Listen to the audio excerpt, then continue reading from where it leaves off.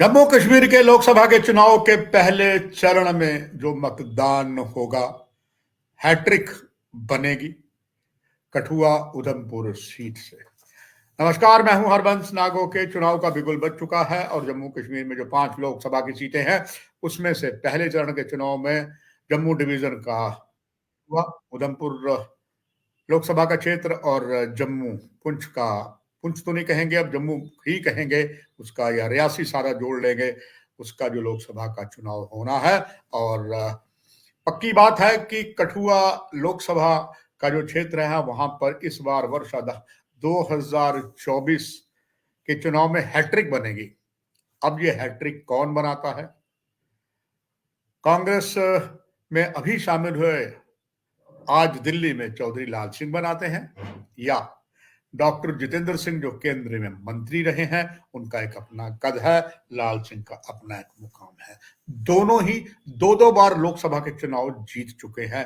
अब देखना है हैट्रिक किसकी बनती है, चौधरी लाल सिंह की या डॉक्टर जितेंद्र सिंह की।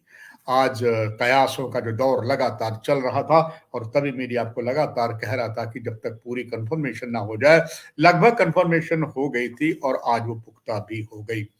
जहां कांग्रेस हाईकमांड का जो ऑफिस है दिल्ली में, वहां पर संवाददाता सम्मेलन हुआ। प्रदेश प्रधान जम्मू कश्मीर के, पूर्व मंत्री, पूर्व प्रधान जम्मू कश्मीर के कुछ और नेता थे, और इधर जम्मू में जो प्रदेश कांग्रेस का कार्यालय है वहां पर भी शहीदी चौक में आज काफी उत्साह था चौधरी लाल सिंह के कांग्रेस में शामिल होने से। और ये बात तय है कि उन्हें कांग्रेस जो है डॉक्टर जितेंद्र सिंह के खिलाफ लड़ाएगी। ये बात लगभग तय हो चुकी है।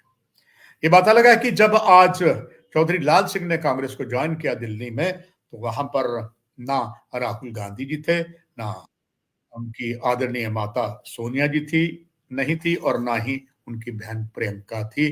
तीनों नहीं थे, यहां तक कि राष्ट्रीय प्रधान नहीं थे, मगर खेड़ा जी, पवन खेड़ा जी थे। उन्होंने, लाल सिंह ने और भी कई लोगों ने अलग राजनीतिक दल से जो आए थे, उन्होंने कांग्रेस को ज्वाइन किया। ऐसे में जब चौधरी लाल सिंह ने बोले, चौधरी लाल सिंह अपनी बेबाक भाषा के लिए प्रसिद्ध है और अपनी खरी खरी बात के लिए भी प्रसिद्ध है, और इसीलिए कई बार उन्हें राजनीति पटकी भी लगी है, मगर वो कहते हैं मैं जैसा हूं वैसा ही रहूंगा। और इसलिए उन्होंने अपनी कुछ बातें की, जो ये बात अब प्रमाणित कर गई है लोकसभा में। वो टिकट लेकर ही यहाँ पहुंचेंगे जब यहाँ नामांकन पत्र भरेंगे, ऐसी पूरी आशा है। और चुनाव दिलचस्प होगा, क्योंकि जिस तरीके से चौधरी लाल सिंह ने कांग्रेस को ज्वाइन किया, उन पर कुछ आरोप भी थे, मगर उन्होंने कहा इन आरोपों से मैं नहीं घबराता हूं। उन्होंने इशारा यह भी कर दिया कि शायद जो मुझे निराधार आरोप राजनीतिक स्वार्थ के कारण लगाए हैं, वो मुझे जमानत मेरी जो हुई है उसको भी कैंसिल कराने की कोशिश कर रहे हैं। उसने ये बात की कहावत भी याद कर दी, जाको राके साइया मार सके ना कोई। चौधरी लाल सिंह ने कांग्रेस में शामिल होते हुए ये कहा कि मुझ पर 3-4 बड़े अटैक हुए हैं और उसमें 8 लोग मारे गए थे, जिसमें डीएसपी भी शामिल था, मगर मुझे फर्क नहीं पड़ा। यही बस नहीं, उन्होंने कहा कि जो पिछली लोकसभा की चुनाव यहां पर थी, टिकट उनकी थी, मगर मुझसे छल किया गया। छल भी किसने किया? आज जो कांग्रेस को छोड़कर अलग बन गए हैं गुलाम नबी आजाद, उन्होंने छल किया था।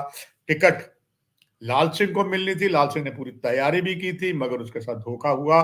वो इलेक्शन में डॉक्टर जितेंद्र सिंह के खिलाफ तो खड़े हो ही नहीं सके, ये खड़े हुए थे गुलाम नबी आजाद। और गुलाम नबी आजाद को जो पटकनी डॉक्टर जितेंद्र सिंह ने पहली जो बार मेंबर ऑफ पार्लियामेंट दी, तो कहा जाता उसमें काफी श्रेय जो है वो लाल सिंह का जाता था। इसके बाद लाल सिंह भारतीय जनता पार्टी में आ गए और भारतीय जनता पार्टी में यहाँ आए और उन्होंने तो अलग अलग मंत्री, पीडीपी की सरकार थी, निस्संदेह जो उन्होंने काम किया बेबाकी से किया, चाहे वो स्वास्थ्य के मंत्री रहे या फॉरेस्ट के रहे, और भी जम्मू में से याद किया जाता है उनकी बेबाकी से। और यही बेबाकी उन्होंने रसाना कांड में जो की, देश का मीडिया में उनके खिलाफ हो गया, चूंकि मांग कर रहे थे सीबीआई को दिया जाए। और ये बात भी तय थी कि जो तब पीडीपी की सर्वोच्च, पीडीपी का जो प्रभुत्व था वो भाजपा पर हावी रहा, और फिर भी लाल सिंह आए, सीबीआई की मांग की, और हो सकता सीबीआई की मांग करते तो ये बखेड़ा ना पड़ता जो आज था, मगर शायद भाग्य में कुछ, भाग्य विधाता ने ऐसा ही लिखा था।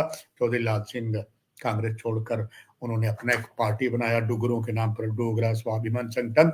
और डोगरा स्वाभिमान संगठन की कुछ बातें भी चौधरी लाल सिंह ने आज कांग्रेस ज्वाइन करते समय भी कही, यानी कि डुग्गर का मतलब बताया और कुछ ऐसी बातें उन्होंने कही जो साफ हो गया कि इस बार अगर चुनाव दिलचस्प होगा तो निश्चित तौर पर कठुआ उधमपुर सीट पर बहुत जबरदस्त होगा, क्योंकि लाल सिंह पूरे अटैकिंग मूड में है। क्या उनके मेन प्रत्याशी डॉक्टर जितेंद्र सिंह डिफेंसिव हो गए या ऑफेंसिव हो गए, वो तो आने वाला समय बताएगा, मगर चौधरी लाल सिंह इस समय पूरे अटैकिंग मोड में है और उन्होंने बहुत बातें ऐसी कही हैं, कुछ ऐसे उन्होंने शब्दों के बाण चलाए जो लगता है कि वो बाण अपनी जगह सही सटीक हो सकते हैं। उन्होंने एक उदाहरण दिया कि जिस जिस पार्टी में गया हूं उसी की सत्ता आई है, ये चौधरी लाल सिंह का कहना था। उन्होंने पूरा बाकायदा इसका ब्यौरा भी दिया, आपको याद होगा। फिर इसके बाद उन्होंने ये कहा कि सबसे पहले देश में वो अकेले एक कैसे एमएलए थे 1996 में, जो कांग्रेस तिवारी की टिकट पर जीते। एनडी तिवारी थे और चौधरी लाल सिंह के गुरु, जिन्हें वो कहते थे अब संसार में नहीं है, अर्जुन सिंह वो थे। और उन्होंने कठुआ के एक पर्वतीय क्षेत्र से विधानसभा का चुनाव लड़ा और कांग्रेस तिवारी से जीते। He was the only MLA in the country जो एमएलए एमपी के इलेक्शन लड़े, जीते लाल सिंह। इसके बाद वो कांग्रेस में शामिल हो गए और उन्होंने ये भी कहा कि जब यहाँ उन्होंने बहुत अच्छा काम किया तो पार्टी वाले ही खफा से हो गए, तो मुझको उठा के दिल्ली भेज दिया। पर दिल्ली में उन्होंने कमाल किया, 2 बार सांसद रहे हैं और उन्होंने अपना एक मुकाम बनाया है। अब चौधरी लाल सिंह, चूंकि कई आरोप जो है लगे, जब पीछे उन पर एक घटना हुई, कुछ आरोपों के चलते उन्हें ईडी ने गिरफ्तार भी किया और काफी आंदोलन भी जम्मू में चला।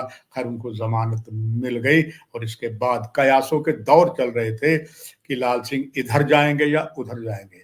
वैसे उन्होंने अटकलों को विराम दे दिया, जो कह रहे थे कि चौधरी लाल सिंह की भाजपा के साथ कोई गोट फिट हो रही है, क्योंकि शायद कहा जाता भाजपा को डर था चौधरी लाल सिंह अगर बागी भी खड़े हो जाते हैं या कुछ हो सकते हैं, ऐसा ना हो जो तिकड़ी हैट्रिक बनाने की कोशिश कठुआ से हो रही है उसमें को अड़ंगा डाले। मगर अब एक बात तो तय हो गई है, हैट्रिक तो बननी है। अब बनती किसकी है, ये ईवीएम में जो पहले फेज की वोटिंग होगी उसमें पता लगेगा। फिलहाल ये ईवीएम में मतदाता इस लोकसभा सीट की जानते हैं और हम इंतजार करेंगे और पुनः एक बार दर्शकों को अपना अहद बताते हुए ना काहूं से दोस्ती ना काहूं से बैर की कहावत को याथार्थ करेंगे। मुकाबला दिलचस्प होगा, इस संबंध में भी लगातार हम आपको जानकारियां देते रहेंगे। फिलहाल इस कार्यक्रम में इतना ही। नमस्कार।